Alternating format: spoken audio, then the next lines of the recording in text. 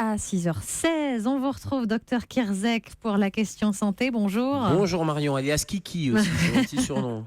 Alors aujourd'hui, docteur, vos conseils pour réagir et soigner une piqûre ou une morsure. D'abord, est-ce que toute piqûre est forcément dangereuse ? Bah non, bien sûr, parce qu'on s'est tous fait piquer par des moustiques, c'est complètement bénin. Même une piqûre de guêpe, ça fait mal. Mais globalement, quand c'est local, quand la réaction est rouge, locale, liée au venin, c'est pas très grave. Mais dès que ça prend un peu de l'ampleur, que ça devient loco-régional, voire avec des signes généraux, bah c'est là où c'est embêtant. Et il faut s'inquiéter notamment pour les piqûres de guêpe quand vous avez des antécédents allergiques ou quand il y a une multiple piqûre. Parce que quand vous avez une quantité de venin importante, bah forcément, ça va dépasser la réaction locale. Ou alors quand cette piqûre, elle est mal placée. Et je pense en particulier, vous savez, vous buvez une canette et puis vous prenez, vous ne regardez pas ce qu'il y a dedans, oui. Et il y a une piqûre au niveau de la gorge. Bah là, cette réaction, elle risque d'avoir des conséquences, notamment une réaction locale qui va faire un œdème et risquer une asphyxie. Donc il faut globalement allergie, multiples piqûres ou au fond de la gorge. Là, on va prévenir les secours. Donc pour être efficace, une fois qu'on s'est fait piquer ou mordre, premier réflexe, premier geste à avoir ? Bah, une piqûre simple, on va enlever le dard. Par exemple, si vous avez une piqûre de guêpe, on va enlever le dard tranquillement avec une pince à épiler, on va désinfecter et puis on va simplement surveiller.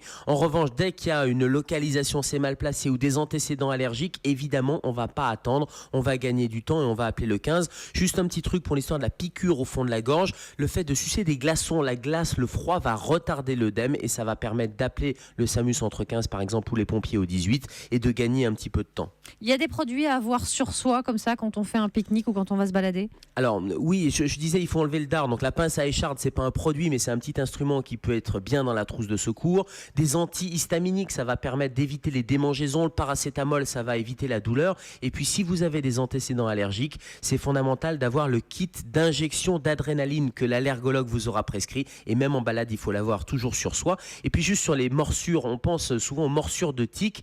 Là, quand on fait des balades en forêt, c'est important d'aller s'inspecter après la balade pour vérifier qu'il n'y a pas une tique qui est restée accrochée sur la peau. Et à ce moment-là, là aussi, on va l'enlever avec un tire-tique. Merci, docteur Kierzek. Et à tout à l'heure, 10h dans Allo Europe 1 avec Thomas Tourout.